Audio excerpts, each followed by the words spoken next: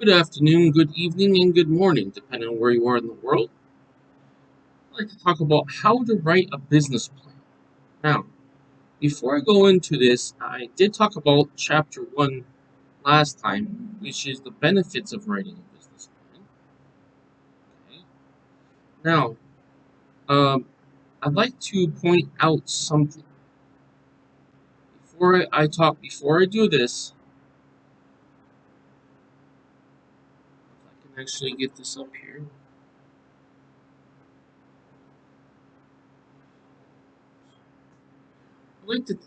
I'd like to let you know this is for review educational and informational purposes, not to take the credit for the intellectual property of this book. The full credit of the intellectual property goes to the publisher Nolo and to the author Mike McKeever. I want to let you know that the purpose of this review is to review the book to show the good things about it, to educate people about how to write a business plan, and to inform people about what options they have in and how they can write a business plan. All right, so that's my purpose. I just want to get that out of the way right now. Now, last lesson we talked about the benefits of writing a plan, business plan. We talked about what is a business plan, why write a business plan, and issues beyond the plan. Okay? Now, if you haven't already watched that, I recommend you watch that first before you watch this video. With that said, let's go to the second chapter. Now, for the second one, I'd like to talk about, do you really want to own a business? First, what I'd like to do is I'm going to introduce this idea of, do you really want to own a business? Then I want to talk about self-evaluation exercises, as in evaluating aspects of that. Then I want to talk about how to use a self-evaluation list. And lastly, I want to talk about something called the banker's analysis, or what the author calls the banker's analysis. This is a reality check in regards to banker's ideal, measuring up to the banker's ideal, and use the banker's ideal. Remember from yesterday's lesson that as part of the business plan, we talk about the financial aspect, or the financing end of it. Because when we start a business, we need to have a plan about what capital we're going to start with and where is it coming from. All right, now to fully understand that, I'd like you to actually go through chapter 1 and see that. Now, let's go into detail about this. In terms of introduction, I'm going to make a quote that the book says. It says, "Hope spring eternal in human breast," says English poet and essayist Alexander Pope, says centuries ago. He wasn't describing people expanding or starting a business. He may as well have been. He wasn't, but he may as well have been. Everyone goes into business for themselves and hopes to meet or surpass a set of personal goals. While your particular configuration is sure to be unique, perhaps you'll agree with this. Some of the ones that I've compiled over the years for talking to for building entrepreneurs. Okay, this is what the author is saying. What I'm saying. The reason why, so part of this is reviewing the book to show you good parts, highlighting those. Also, for informational part, I want you to think about what's being said. Okay? Understand it. Then I want you to apply it after this lesson. I want you to apply it to what you're doing in business, or what you're going to do in business. Mainly, I'd like you to understand what we're talking about. See, memorization is all well and good, but knowing something without understanding it is basically like having something but not knowing what to do with it. You understand what I'm saying? That's the analogy I want to use. Now, Let's talk about some aspects of this. In terms of independence, the search for freedom and independence is the driving force behind many business people. Wasn't it Johnny Paycheck who wrote the song "Take This Job and Shove It"? Right. Many people and more people want to be entrepreneurs and business owners. Now, keep in mind it does have a benefit of independence. Secondly, there is a benefit of personal fulfillment. In other words, these are reasons why you'd want to own a business. Number one, for independence. That is, where freedom and independence is a driving force behind business people. Number two is your personal fulfillment. That is, for many people, owning a business is genuinely fulfilling experience, one that lifetime employees never know. So there are some times where people don't want to own a business. Other times where they find that owning a business is better. I can tell you one thing. For the most part, very large majority, 80 to 90% of people who work a job, they never get rich. See, the goal of a company is that they don't want to spend more than they have to. So you don't get rich by working for somebody. You get rich for working for yourself. You understand what I'm saying? That's what it is. I want you to think about uh, how you can build wealth and a legacy for yourself. How you can live the life that you want to live. Now, there are certain situations where you like working for somebody else because it's something that you get fulfillment out of. You know what? That's perfectly fine. If you get fulfillment out of that, that's great. But you always, um, it's good to be able to see what you've made based upon your own efforts, especially if it's intellectual property that you made. Right? It's something you made, like you made a painting, you built something. It's that long-lasting thing that you can build and you can pass on to someone else who is skilled and has the right philosophy, right, in the right direction, in the right vision, and you can bring it forward. Now, the other reason why people want to own a business is a lifestyle change. You don't want to work 9 to 5 for someone else. You see, the idea is in the beginning, you don't make the big money. You are making some money at least, right? At least hopefully. And you go for working for yourself, making something similar to what you'd make working for someone else, versus but the difference is you can do your own work. You're doing this for benefiting, creating something of your own. Do you understand what I'm saying? Now, in terms of lifestyle change, consider that many people find that while they can make a good income working for other people, they are missing some of life's precious moments. Now, technically, when you work for someone else, you have less vacations and less time, but it depends on how you do it. Uh, there's more responsibility and onus on a person who works for themselves, but in the end, it's better. You see, once you become successful at something, then it becomes more and more enjoyable. It's just kind of getting, it's like getting the car started. You know, it takes a little bit of energy to get it started, and you need the right way to do it. Once it gets started, it becomes exponential, or can be exponential in its progress. Also, you have with the flexibility of small business ownership, you can take time to stop and smell the roses. So this is the flexibility of small business ownership. Now, you still need to get a certain amount done. You can get it done in different ways. First, you work for a job. Normally, they're not flexible. Now, if somebody was working for me, I would probably focus on flexibility, competency, integrity, and flexibility.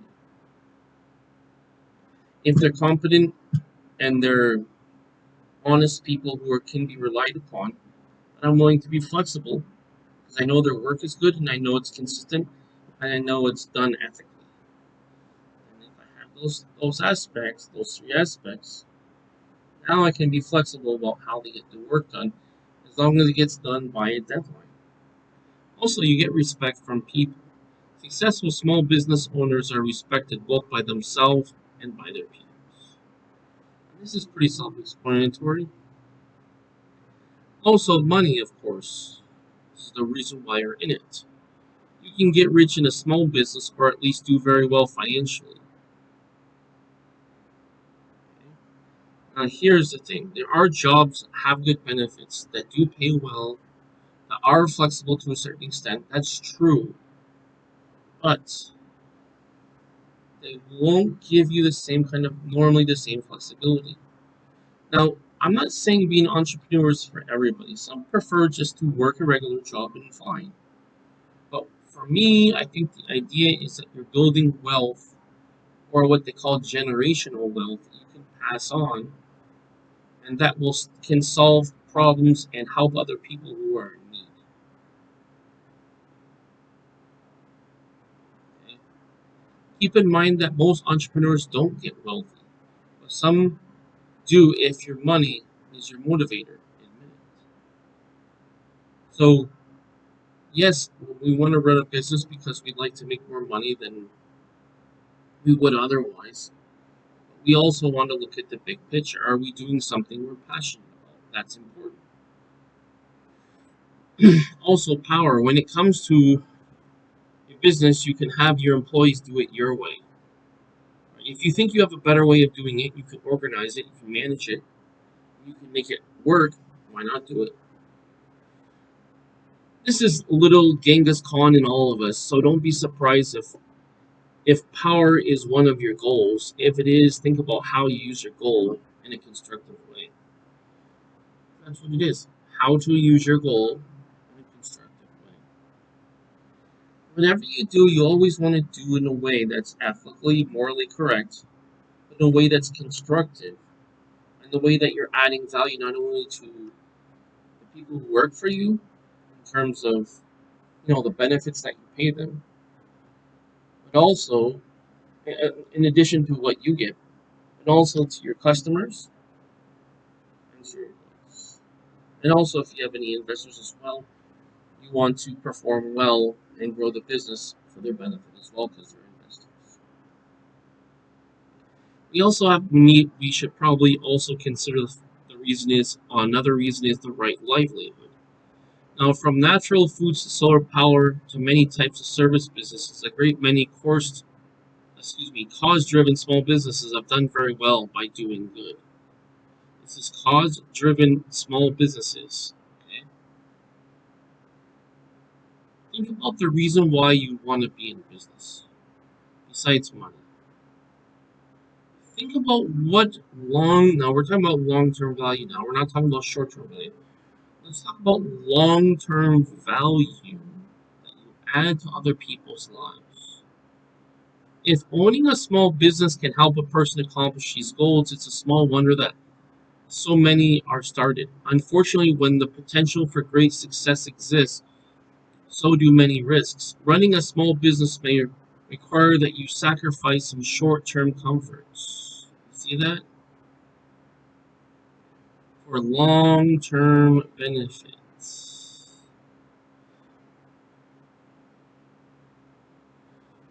It is hard. Demanding work requires a wide variety of skills few people are born with, but even if you possess or more likely acquire the skills and determination you need to be successfully run a business, your business will need one more critical ingredient: money.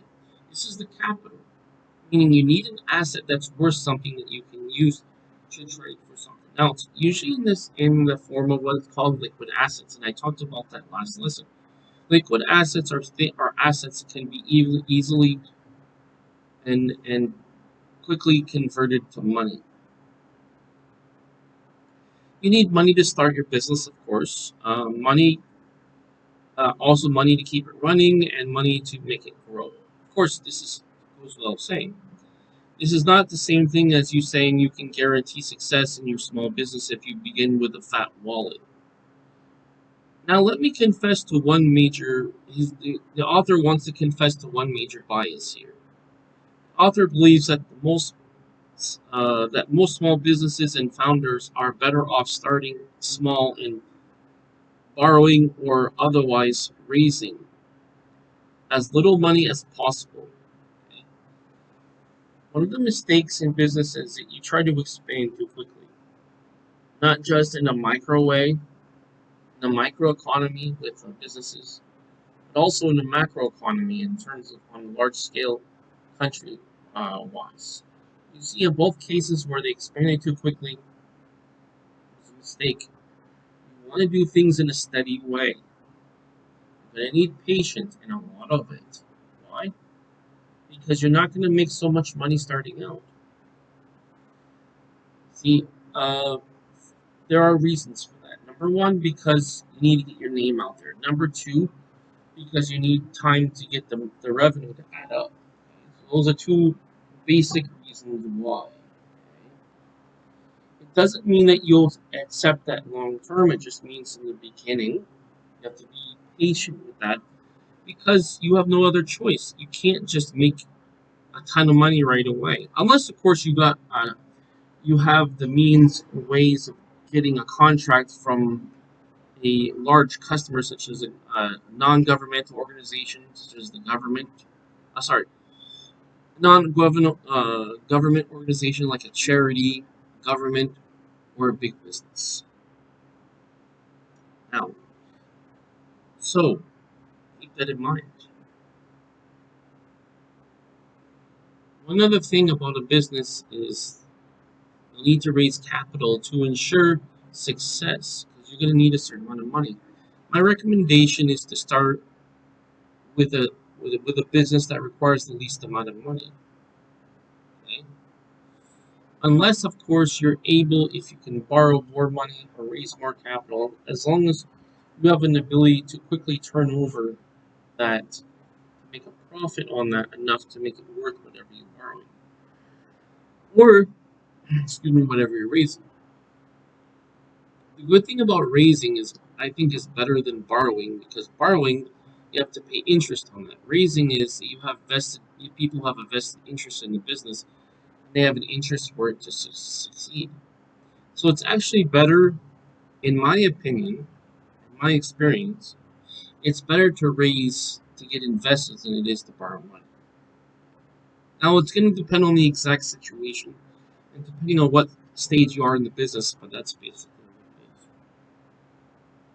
is. In practical terms, that means you must buy only the best goods for your customers. And only get what you need, of course. That's the other thing I would interject into this is, or add to this is, only get what you need. Anything that affects the image of your business has in your customer's mind should be first rate. Okay, just like what they're saying, the best goods. It also means that you shouldn't spend money on things that don't affect the customer. Remember something, using money for the business, not for personal expenses. Yes, everybody involved in working in this business should get paid. Don't buy things that don't relate to the business. It means also be adding value to the business. That was a thing. I'm sort of breaking down what he's saying. This is the educational / informational and review aspect of it. Is I'm breaking down what he's saying and I'm adding some information. So that's your informational review end, where I can say what I think about something, put in the reference to the person who originally wrote this, and then explain it. Just like if I buy a textbook and I use this textbook to teach a course, right? Well, I didn't write the textbook, but there might be certain things I'm gonna add to this something, and also definitely I'm gonna break down what's said in terms of the explanation. You understand what I'm saying? For example, unless you're a real estate broker, your customers probably won't care if you drove an old beat up car to an office in a converted um, broom closet, as long as you provide them honest product or service for an honest price. This is what we're aiming for. This is the ethics. We want to deliver on our promises. It's very important. We will gain credibility and respect by delivering on our promises. Save the nice and car and fancy office until you have until your business is success. We want to live below our means. We want to just only get what we need. The less we spend, the more we have for profit. The idea is we get enough to run the business, but not more than enough. Okay? Keep that in mind. Don't try to compare yourself to another business. Don't be influenced too much what other people say. You need to honestly, and we're going to talk about evaluation in a moment, honestly evaluate and look at what do I actually need. Need, not want. Okay, I want the best computer in the world. Okay, that's not my need. I want a Lamborghini. That's not my need, right? I want a penthouse. That's not my need. You understand? I'm being slightly funny about it, but you understand what I'm saying.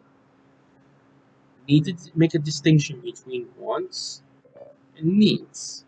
You get it? That's what it is. Now,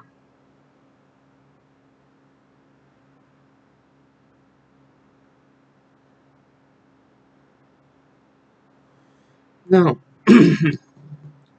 this is an important thing. This is when you write. The idea is when you write things down, you hold yourself accountable, and you force yourself to think clearly and make an account for what it is you need. Not want, need. Needs are the things you have to have that are essential to the business. Want is extra things that you don't have to have, but you would like. So remember, want is associated with like. Need is associated with a requirement, a baseline, a minimum, a requirement. That's your needs. Focus on needs. Okay, let me make that clear. Now, as per the book, they talk about self-evaluation exercises. According to this author here, here's a question to ponder. Are you the right person for the business? When you talk about that, you want to talk about a skill set, passion, and resources. Now, let's talk about those three things. In terms of passion, is this something you're interested in that you want to do, you want to add value to? Okay? That's your passion. Second of all, is it your skill set? So even if you're skilled in something, but you have no interest in it, you won't be passionate, and you won't show that you care about what you're doing. You need to be passionate and as much as possible be energetic. So I don't want to tell you some super basic things about sleep and your diet and exercise and all this health and all this stuff. But you need passion, you need the energy for it, and you need the time for it. So that's under okay. So let's talk about passion. So passion is we have strong interest and care about what we're doing. That's passion. Number two, we need the skill set. We need the competency. We need to have the ability to do it in a competent way that adds value to people's lives. Number three, we need the resources. We need to have them. We need to have what's required to run the business. First of all, we need to have to require to open the business, obtain the, the equipment for it. Second of all, we need equipment, supplies and equipment. We also need the time.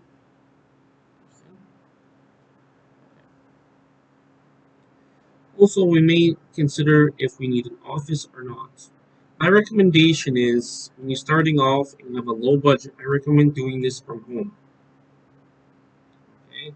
Figure out a way to do this from home where you're not too interrupted and you can do it, okay? Now, because running a business is very demanding endeavor, it can take most of your time. Remember I told that? A demanding endeavor takes most of your time. And energy, like I told you before, your business probably will suffer if you're unhappy. Why are you unhappy? Because you're not passionate. Remember I told you first thing. First things first. You need to be passionate.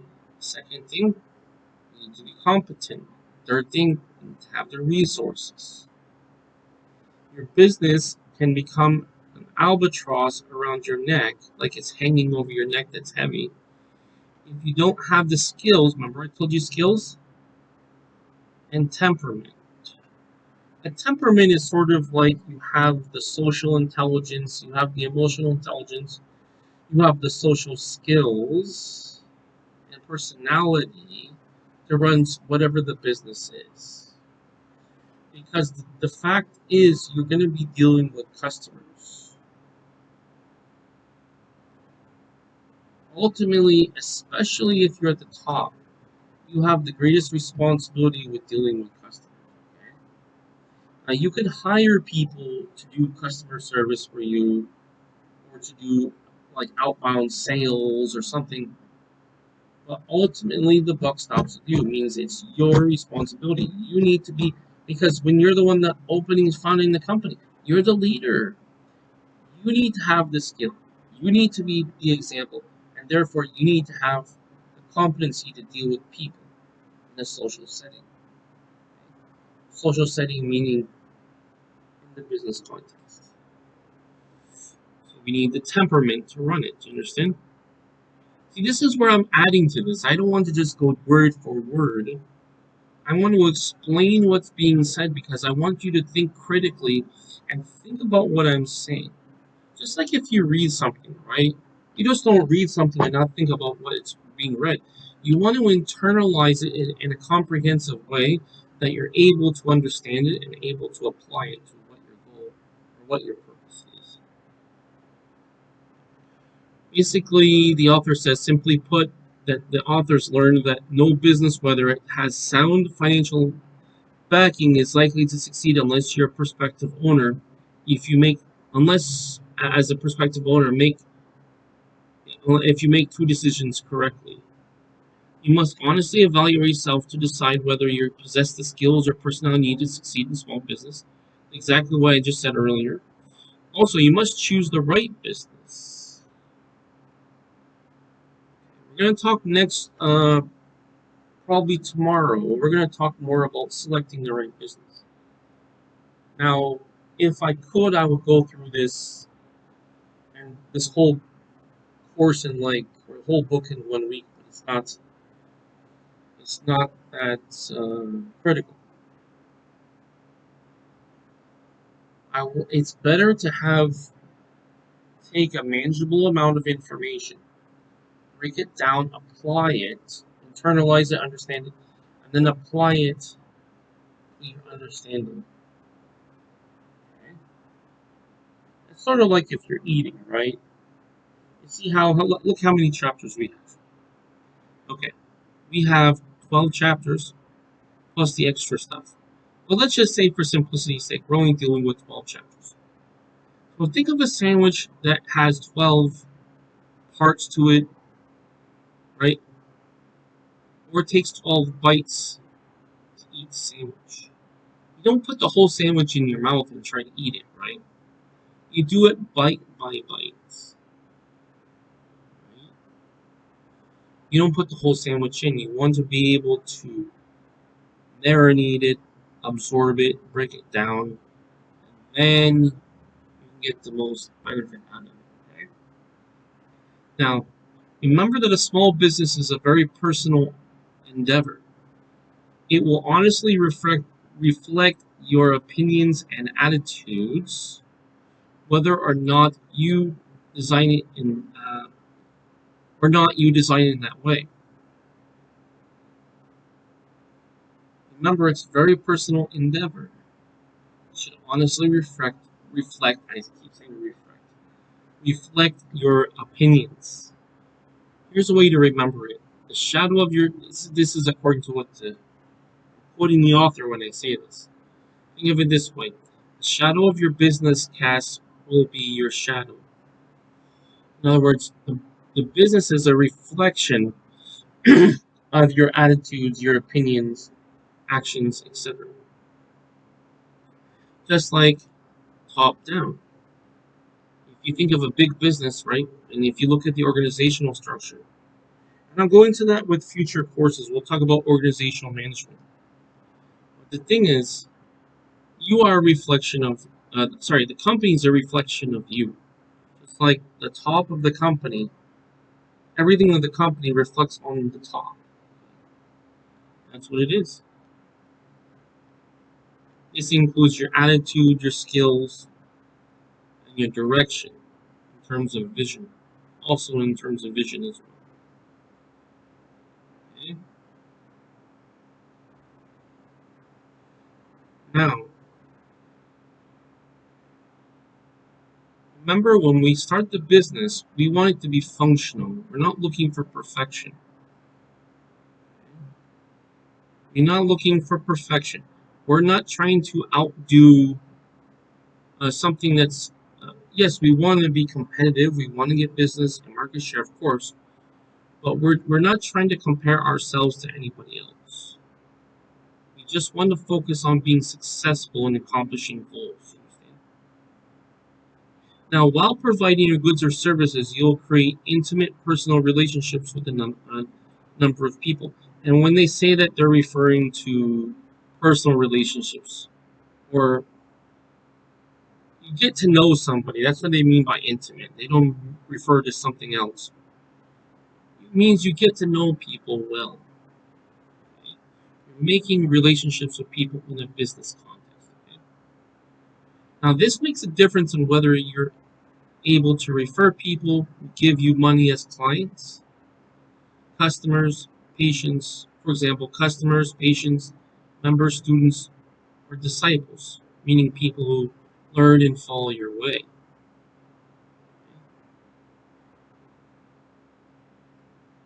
What you want them to do, you want to refer, they want them, you want them to refer people to you. Now, what we want to do first is look at what our strengths and weaknesses are. When we talk about strengths and weaknesses, we talk about what we're good at and what we're not good at. Now, I'm skipping, notice how I told you I'm not going to be reading this word for word. I'll give you example lists. Joe Blow. List out. Now, this is something you want to do. But at least as a cursory, as an introductory, we can do is we can even just think of what we're good at, we're not good at. First, what are we good at? Well, maybe we can think of a couple things. What we're not good at, that's a couple things. What I recommend you do is write down good at. This is what I did. I'll give you an example of what I did. What I did was I took a paper, I wrote down what I'm good at, what I'm not good at. Those are my strengths, and those are my strengths, and those are my weaknesses. Now, a weakness can become a strength. What we're talking about is in the now, in the present. Not what we had before, not what we're going to have. But right now, what's our strengths and weaknesses? Now, for example, this lady, our strong points in no particular order. This lady, for example, has knowledge of all aspects of women's fashion. She has the ability to translate abstract objectives into concrete steps. She's good at cooking. She's a faithful friend and kind to animals. You don't always have to think of business skills. You just want to think of life skills. Because life skills can be monetized. So that's why we want to focus on in general. Don't make it more specific. But we need to generate and brainstorm content first. But in an honest way in terms of yourself. When she sets a goal, she's relentless in achieving it. She's very persistent. She won't stop until she's achieved it. That's a strong, that's a very significant strength. Ability to make and keep good business friends. I had many repeat customers on the other days. Okay. Another strong. That refers to social credibility and possibly social intelligence. Her weaknesses are, for example, she's impatient or impatience. Dislike of repetitive detail. A lot of people don't like that. Then there's things about personal things, which doesn't relate to business. Tendency to postpone working in problems, that's bad. Tendency to lose patience with fools, sometimes I carry it too far, especially when I'm tired. What you need to do is you need to look at your weaknesses and say, okay, if I'm not good at that either, can I quickly solve that problem within a certain reasonable allotted time? And if their answer is no, we have to say, okay, we don't have that skill, we don't have that proficiency, right? Guess what? Is the business I want to go into, does it require what I'm weak in? The answer is yes, and you're probably going to have a difficult time. Now, there are ways around that, which is you can hire somebody to do that task. But but the other thing about it is, this is a very basic thing. Start with the very basic thing. Strengths and weaknesses. Right, now, after that, what we want to do is we want to look at a skill set.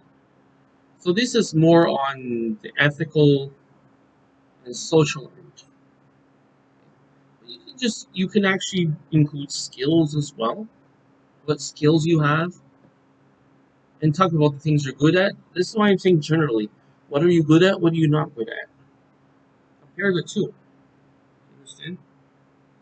Now, your list of strong and weak points will help you see any obvious conflicts between your personality and the business you want to start.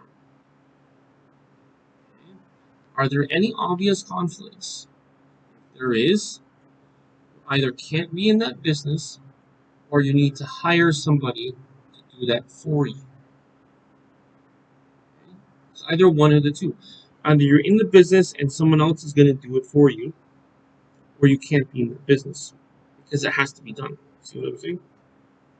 Now, for example, if you don't like being around people but plan to start a life insurance agency with your primary salesperson, you may have a personality clash with your business. Now remember, there's a solution. The solution might be to find another part of the insurance business that doesn't require as much of a person contact. Maybe you're the one that's doing the mathematics behind it. Maybe you're doing things where you're not directly dealing with customers. That's a solution. We want to look at all these things first before we assess what it is, what we can do, what we can't. Unfortunately, many people don't realize that their personalities will have a direct bearing on their business success. Think about that for a moment. Why do you think that is? Well, it is because you have to deal with people. You need to find a way to deal with people in a professional and ethical and moral way. Okay? You have some examples. For example, let's say a person wants to have a bookstore. In the years since Nolo began publishing this publisher, you have seen all sorts of people who, from retired librarians to unemployed PhDs, open bookstores. A large percentage of these stores have failed because the skills needed to run a successful bookstore involve more than the love of books. Remember, I told you, passion is great, but if you don't have skills, well, let's talk about the skills. We're going to talk about specific skills. But I want you to think about this. If you, passion is number one.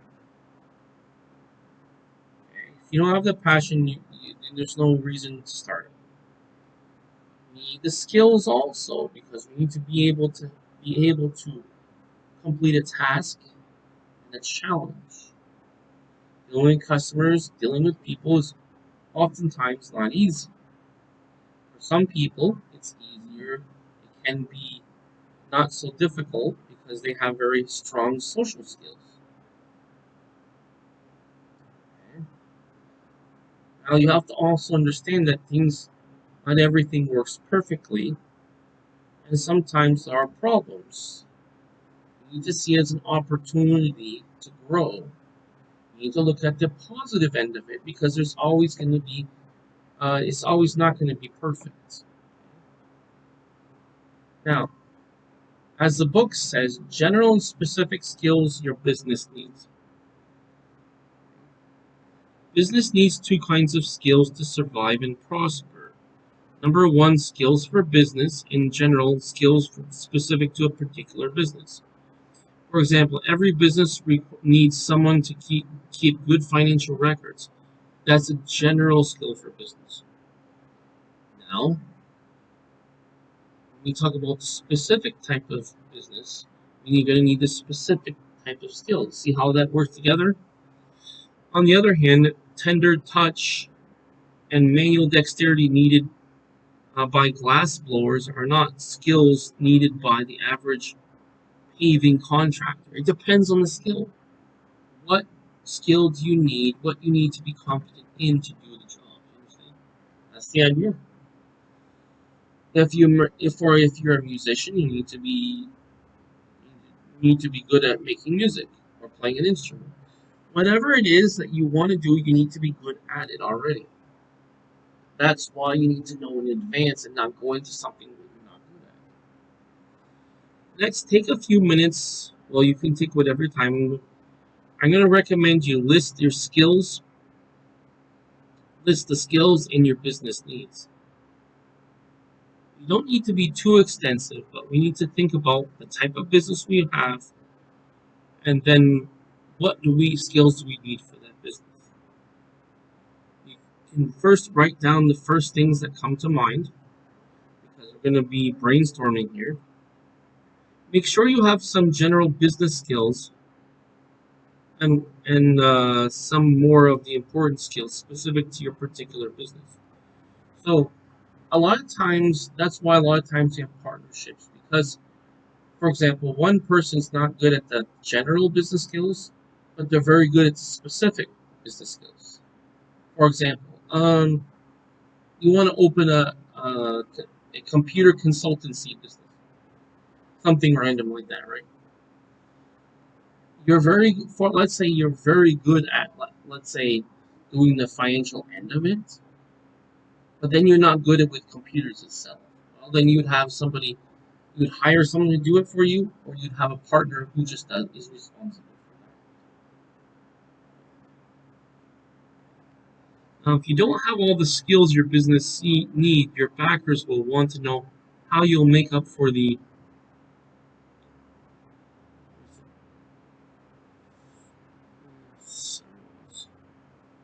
deficiency. For example, let's say you want to start a trucking business. You have a good background in maintenance, truck repair, and long distance driving. You need to know how to sell and how to get to work. So, in any business, you need to sell because you need to convince someone to give you money for the product or service. Bottom line. Let's say you don't. Say you don't. The first thing about you don't know the first thing about bookkeeping or cash flow management, and the thoughts of using a computer makes you nervous. Because some trucking businesses work on large dollar values, small profit margins, and slow paying customers, your backers will expect you to learn cash flow management. Or you can hire someone qualified to handle that part of the business. So you basically have to have you have the skill and you can do it, or you need to hire someone to do that skill. And or actually technically there's a third option, which is you can have a partner or partners who deal with that. Okay, for example, here's another evaluation. This person has general and specific skills. This is my business needs. How to motivate employees. How to keep decent records. How to make customers and employees. Sorry.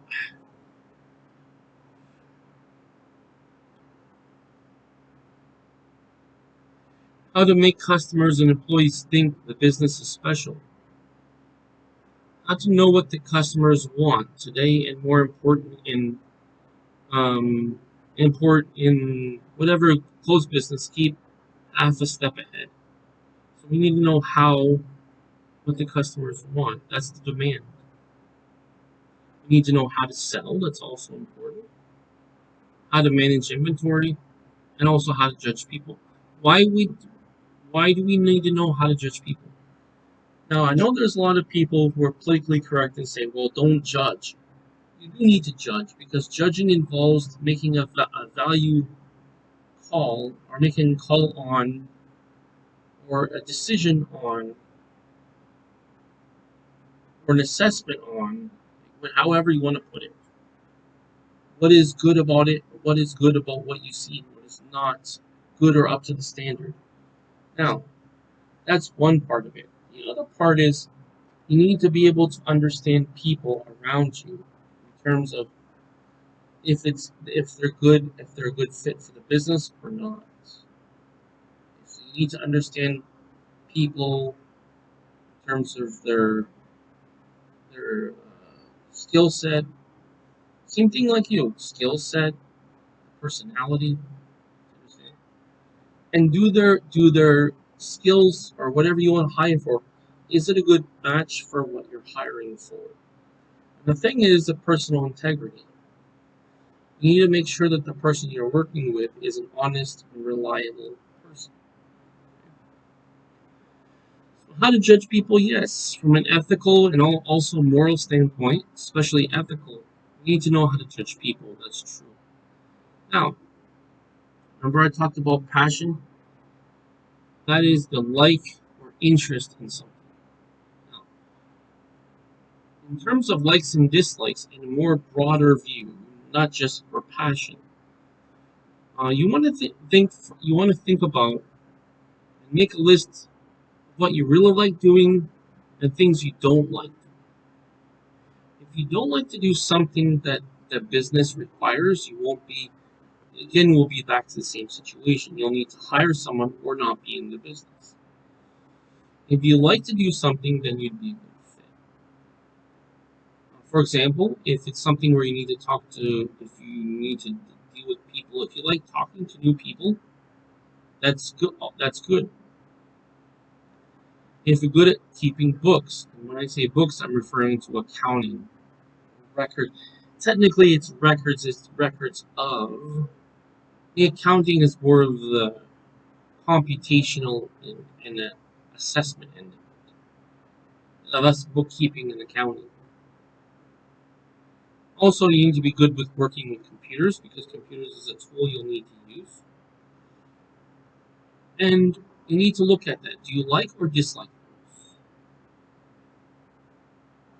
And then what you want to do is you want to write down the activities you think that you can give that gives you pleasure or that makes you happy. What do you like to do? In other words, what do you like to do for fun? What makes you happy? Do you have particular hobbies? Okay, list down the make a list of the hobbies. Write down the hobbies. How do those hobbies relate to the business? For example, suppose I like to play chess, whatever. And the job is being a chess coach. If I don't know much about chess, I don't have a competency as a player and also teaching. You need both those elements. You won't be able to be a chess coach. Also, if you're not interested in chess, you definitely won't be able to be a chess coach. If you have a chess coaching business, you can hire somebody, but what you're adding to people in terms of the mission statement has to be passionate. Meaning you could be interested in it, And if you're not good at it, that's okay. You can hire somebody to do that. You have to be passionate about whatever business you're in. So, as a business owner, you will spend most of your working hours in the business. If it doesn't make you happy, you probably won't be very good at it. Why is that? Now, that sounds like a strange thing to say, but it's not really. If you think about it. The thing is, what we're after is that when you put effort into something when you're passionate, okay?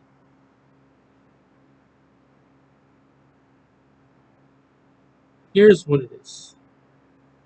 I'll give you an example of the likes and dislikes.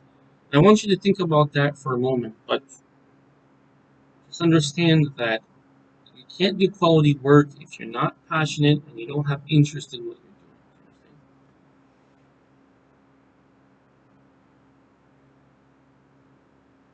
It's not that you don't have the skills, it just means you won't put out the quality. Here's an example of likes and dislikes. Uh, for example, Joe Blow. Things I like to do. I like to be independent, make my own decisions. Keep things orderly. I'm compulsive about that. Taking skiing trips. It's kind of like a hobby. She likes working with good, intelligent people. Likes to cook with Jack Blow, John Joe, John whoever. Likes to cook with people. She cares about her word. Okay.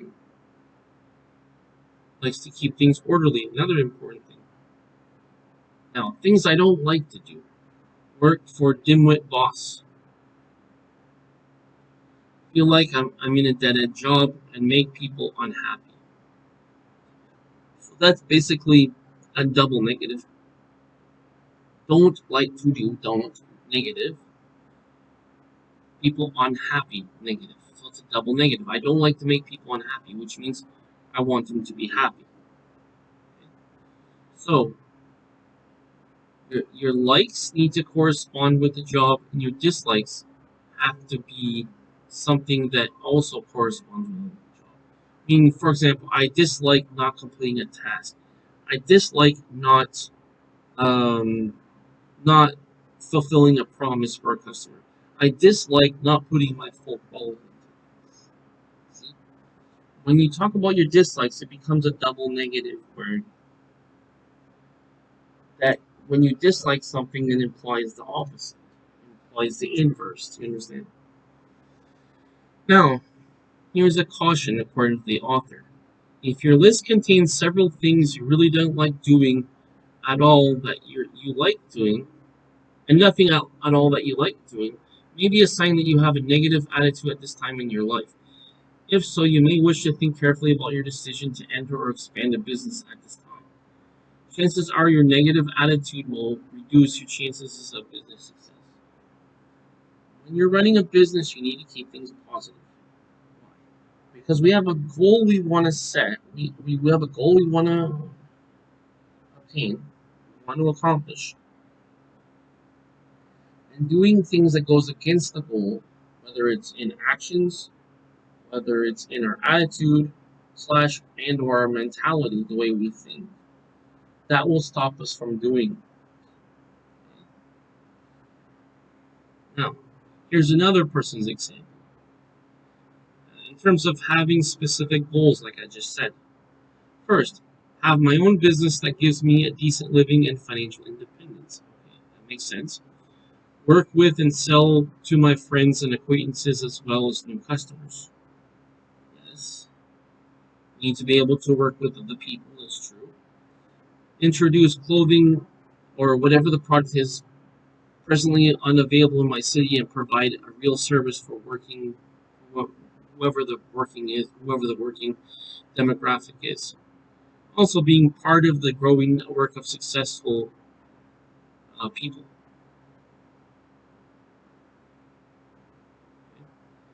And be respected of my success. The idea is to be honest with yourself because you're doing it for your benefit. This is not something anybody else needs to see. This is something you need to see. This is something that you need to be reminded of and come to the remembrance of. Being honest with yourself about where you stand. So, this is something you can even keep privately. If it's anything, any negative stuff, or anything that's like a personal interest or negative personal things, then that's what it is.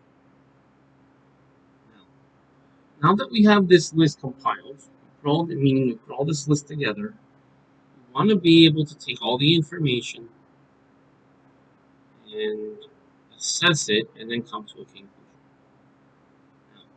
After you complete the four self-evaluation lists like we were talking about, we want to think about reading them over. We want to make sure we read them so we understand, remember, and understand them. We want to think about comparing the skills you needed in your business to the list of skills you have. It's kind of common sense, right? If I want to run an art business, I need to be an artist, right? Or I need to be skilled in art, or at least I need to be able to understand quality control for art. So here's the obvious question: do you have what it takes? Okay? You need to be honest with yourself. If you're the if you're honest with yourself, you're gonna save yourself a lot of losses and headaches. You can show this to other people and have them assess. Maybe they have a different idea about this. Maybe you actually have other skills and you didn't know about it because you didn't think about it, or maybe they see a potential or something good in it. You understand what I'm saying? That's what it is. Okay? If there's more skills that you have and you don't realize it, maybe you add that to your list. And maybe what you could do is you could use that skill, even develop that skill further into a business. Okay? You want to keep your lists. Do not destroy your lists. Assuming you go ahead with your business and write your business plan, lists can serve as a background material or even become part of the final plan. Why? Because when you run a business, if it involves more than one person, especially if it involves more than one person, you have to assess who's competent and who's going to be doing what. And if you're a one man or one woman operation, one person operation, whatever it is, the politically correct term is here, you want to assess uh, what you will be doing. I mean, in other words, you want to decide what you're going to be doing.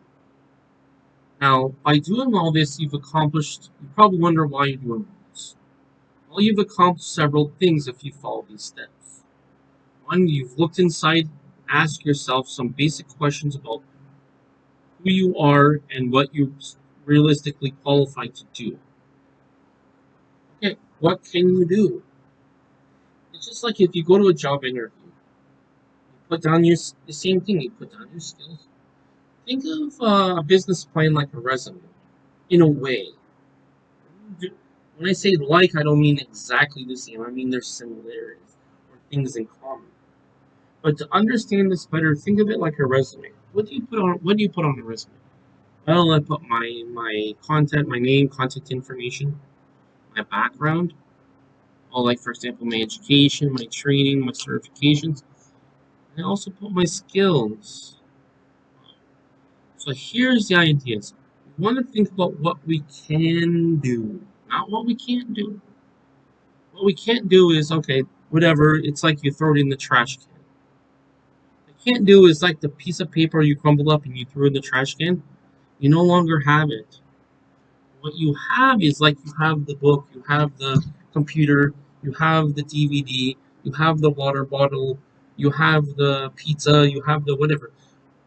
Focus on what you have, not what you don't have. You understand?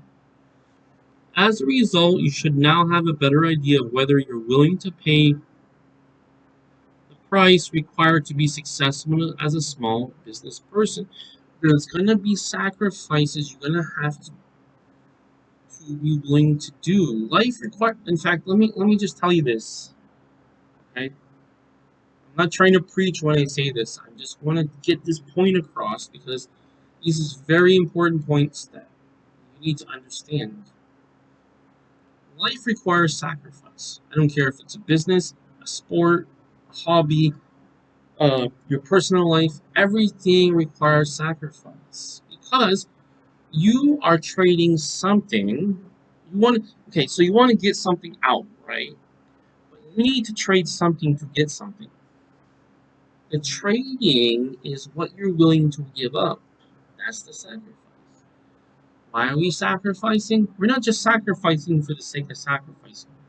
Even in a religious context, we won't talk about religion here, but we're just talking about as an analogy. Even from a religious standpoint, there's always a sacrifice for something for a greater cause, right? In this case, I was using it as an analogy.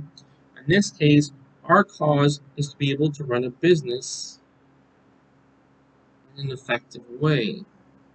Make sure that we're in the right kind of business. Because when we talk about our marketing analysis, our research, our business strategical plan, which I can talk about more, is a little bit beyond the scope of even this book. We need to be clear on people's roles. And that's the idea. When I say roles, I don't just mean position. I mean your function, as in what will you be doing in the business. Now, if you're still eager to have a business and you have said yes, I am willing to make some short-term sacrifices. See this? Sacrifices to achieve long-term benefits. A lot of times it's short-term. Now, it's just like anything else. If you want to get to a certain level, you have to take massive action, you have to take certain action to get to there. So sometimes it's an ongoing sacrifice, as in you have to sacrifice time, you have to sacrifice hobbies, or whatever, your personal life. Some of this is short term stuff just to get it going. The idea is if we can later, once we get it going, then we can work on automating the process, which is again past the scope of this book. That's something I'm going to talk about.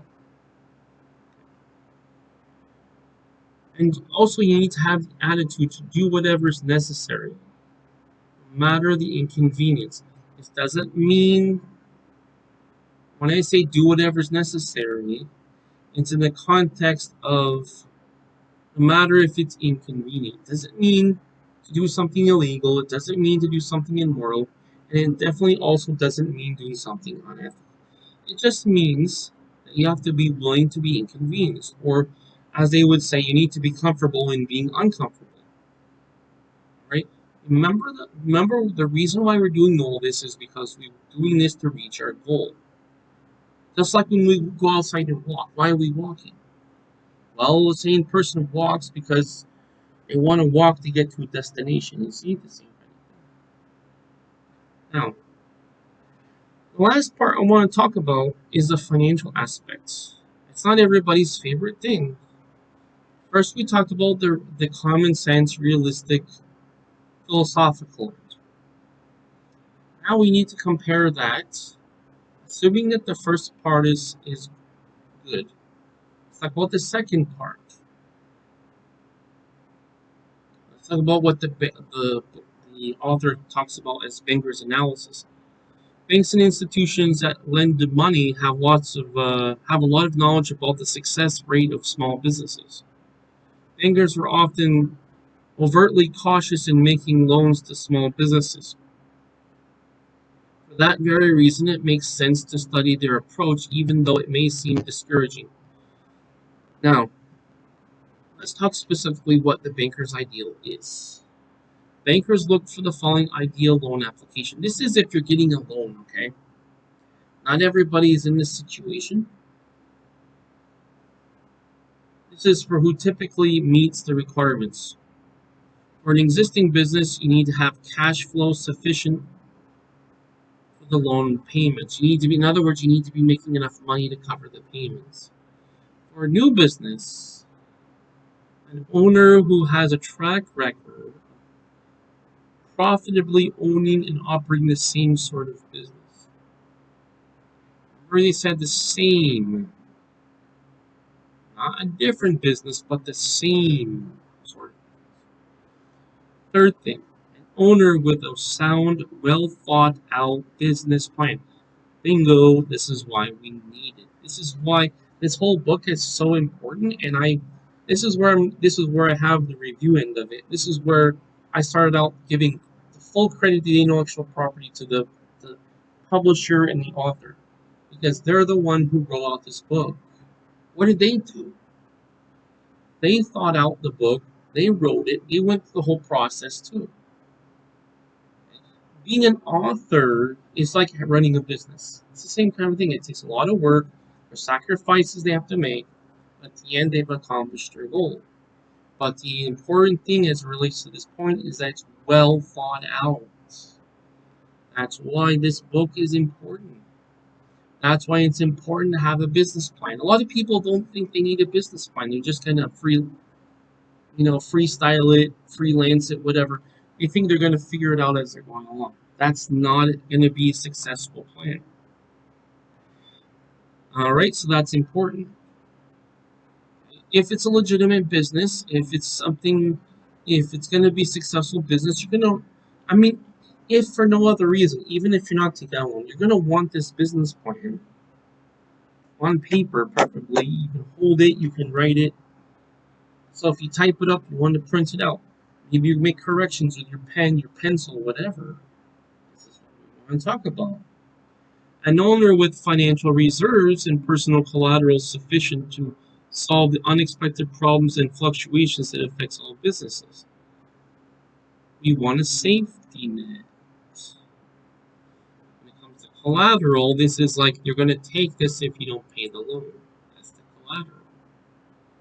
So, when you look at this, you need to have those elements. This is what a banker needs to be able to loan. The main thing is you be able to pay the loan. I guess that's the main thing. But also the potential. Is this business going to make enough money? Also.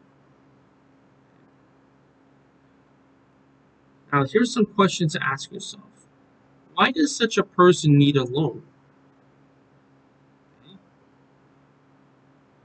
He or she probably doesn't, which of course is the point. People will lend money are the most comfortable with people that are close to their own ideal loan candidate. They don't need to borrow. Okay, now if they don't really need to, but they would like to, key word is need to. If you don't need to borrow the money, that means this is the ideal candidate. Meaning they don't need to get a loan to start up the business. Now, that's ideal. However, depends on the type of business and it depends on how it's operated and it depends on the experience of the owner running a similar business, or even the same, or I would say as a interjection is also similar business. Now,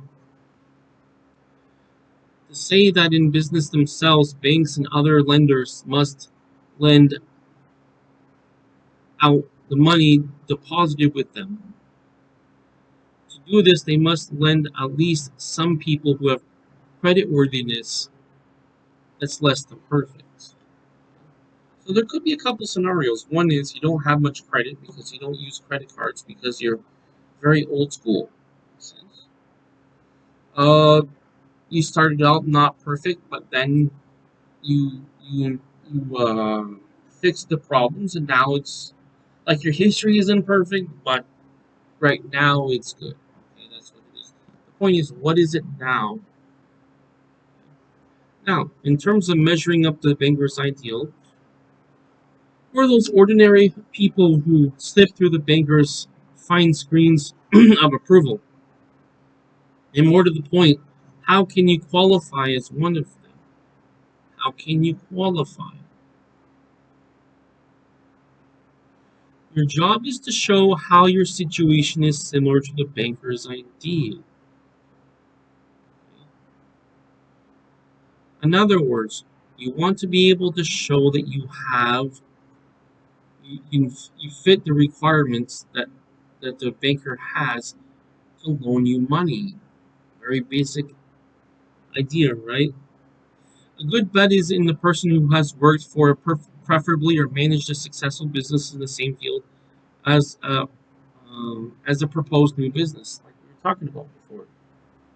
That's ideal. For example, if you have profitably run a clothing store for an absentee owner for over a year or two, that's another way. You understand the business, you know how to run it, you know how to make money from it. You've run it for them. You're not the owner, but you've run it for the owner.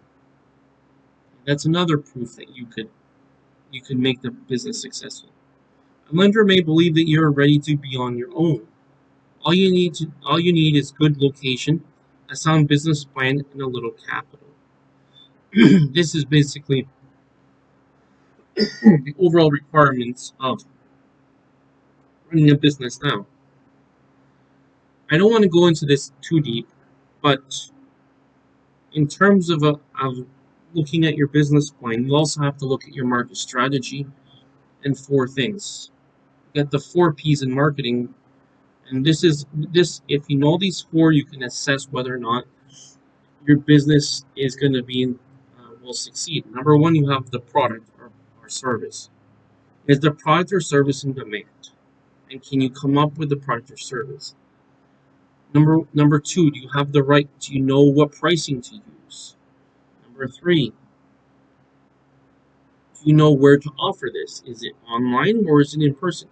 Last one, can you? How can you easily get business? And that's in terms of your promotional strategy, your promotion. What's your four P's? Price, place, product, price, place, and promotion. Further away from a lender's ideal is a person who has sound experience managing one type of business but proposes to start one in a different field. Let's say you ran the most profitable hot dog stand in Squaw Valley Ski Resort. Now you want to market computer software in the Silicon Valley of California. In your favor is your computer experience running a successful business. Right? Remember this. In your favor is running a successful business. If you don't know how to run a business, probably not good to run a business. Or you can do something. See, you can be in a. Here's what you can do. You can get to that. So just because you don't have it now doesn't mean you won't have it. Just like this. Suppose you want to be a business owner. You want to learn how to be a business owner. You can learn from taking a course, or you can learn as an apprentice, where you're learning from someone else and or doing work, applying the knowledge that you're learning from the person who's teaching you. Do you understand? So through an apprenticeship role or through formal study or informal study as in being self-taught. Now, one negative side is the fact that computer software marketing has no relationship to hot dog selling. So these are what's you don't have what's called transferable skills, meaning this skill can be applied in both industries. Okay? In this situation, you might be able to get a loan if you hire people who make up for your lack of experience. Exactly. If you can't do the job, then hire someone who can. Do you understand?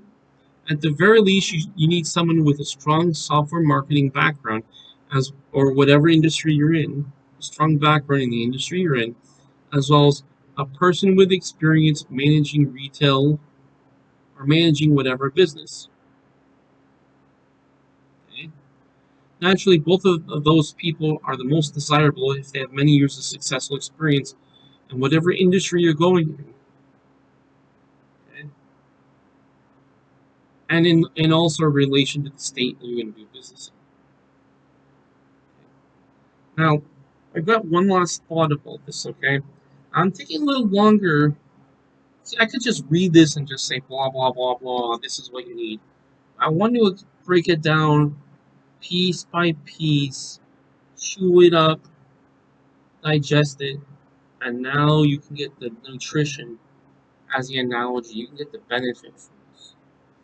Last point I want to talk about is to use the banker's ideal. Now, it is helpful to use the banker's model in your decision making process. This is our presupposition. Use a skeptical attitude as a counterweight to your optimism to get a balanced view of your prospects. This is another point. What is that makes you think that you'll be one of the minority of small business owners who will succeed? If you don't have some specific answers, you are in trouble. Most new businesses fail, and the large majority of survivors do not genuinely prosper. Many people start their own business because they can't stand working for others. They don't have a choice. They must either boss or bum. They are more than willing to trade security for the chance to call the shots. They meet a good chunk of their goals when they leave their paycheck behind. This is fine as far as it goes, but in experience, the more successful small business owners have the other goals as well. For example, a small distributor we know as well thought out. A small distributor we know has a author knows has a well thought out business and sound business plan for the future. Still, he believes that his own personal commitment is the most important thing he'll be going for him. He puts it in this way, quote, I break my tail to live up to the commitments I make to my customers. If a supplier doesn't perform for me, I'll do everything I can to keep my promise to my customer, even if it costs me money. This is exactly my attitude too. You see, the reason why you'll have to make even additional sacrifices is because for your reputation. Remember something, your reputation is worth more than money. Because the reputation is what gives you opportunities. It opens doors to make money. And once you've closed those doors, you have big problems. That's what it is. This sort of personal commitment enables a successful owner to make short-term adjustments to meet his long-range goals. And while it would be exaggeration to say he pays his price gladly, he does pay it. If you're the boss, it's your responsibility to make it happen. That's the bottom line. And I've had situations where I had to do extra to make it happen. That's just how business is. See? Because one thing is you want repeat business from customers. You want to do things ethically because an unethical business won't survive. Even if it's making a lot of money now, there could be legal issues, and certainly you could lose your customers. Now remember one thing I want to drive home, as the expression goes. I want you to understand one important point. Your reputation is worth more than money. Because not only from a personal standpoint in terms of who trusts you, but your reputation can open doors or can close doors, depending on if it's a good reputation or a bad reputation. Your reputation can open doors, and also by the opening of doors, which is of course creating opportunities, it can in turn create a successful business that will be profitable and make you wealthy in the future. So I'd like you to think about what I just said. Okay, that's a lot. I added a whole bunch to this. Okay, now remember for this chapter, we want to think about one main question: do you really want to own a business? Remember that we need to consider the business itself. We need to consider ourselves in terms of our likes and dislikes. We also need to consider our strengths and our weaknesses.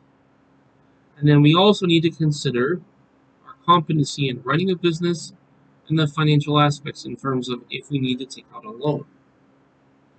And this is even more. I don't want to. I guess I don't know if it's more or less, but we can talk more about investment type stuff. But one of the things that people do is they get there's different types of investors. You have what's called angel investors, which are individual investors as opposed to institutional, which is like for companies, organizations. So you have your institutional and your organizational investors. They also want strong proof too that their investment's going to make money. This is a different type of way to raise capital. Now, what I recommend in closing, which the book didn't provide, that's okay because they're just giving you the very basics, nothing wrong with it. I recommend you be conservative. Do it steadily. Raise money in advance by your own earnings, right? And then from the earnings you use them. Don't rely on loans and don't rely on potentials for investment or even current investors because they could take out their investment tomorrow. Then what are you going to do? Because it could be for many reasons. Could be financially they're not doing well, or because maybe they're not confident in the performance of the investment which is in this company.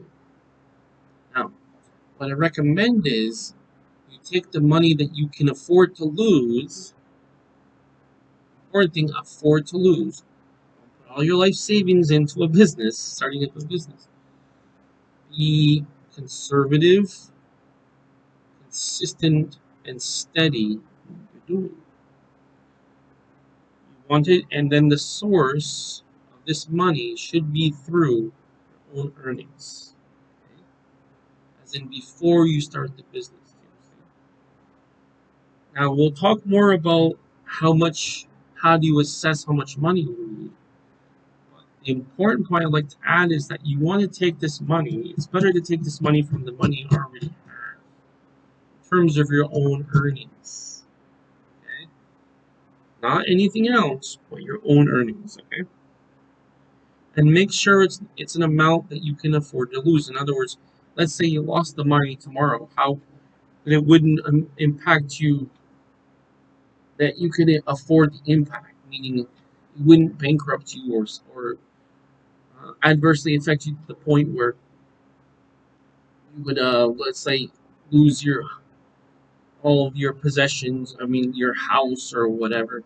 You wouldn't be able to pay your bills. Yes, it's not easy to open a business, but there's different types of businesses. There's different types of entrepreneurship, and that's a different conversation. But this is very broad. The idea here is we want to get you in the right mindset, right thinking, using the right criteria, and being honest with yourself, and honest with others about what your capabilities are, what your interests and your capabilities and your passion are, okay? And also, of course, your resources in terms of capital. Okay? So I'd like to thank you for watching this video as I know that this added value to your life. That is because it's valuable to have this information. This is why I started this series. I thought about this in advance. A lot of people who could benefit from this, so I'm doing this for the people who would benefit from it. Okay? So for that reason, please click the like or the thumbs up on the video as I will have this posted on YouTube and Rumble. If you haven't already, please click the subscribe button. That way you'll have access to all my content on this channel as I do have a variety of content on my YouTube and Rumble channels. And also, if you haven't already, please click the bell button. That way you'll be notified of all my future videos. I would again like to thank you for watching this video. Getting sort of tongue twisted here. I want to wish you a great day wherever you are. Take care, and I'll hopefully talk to you tomorrow.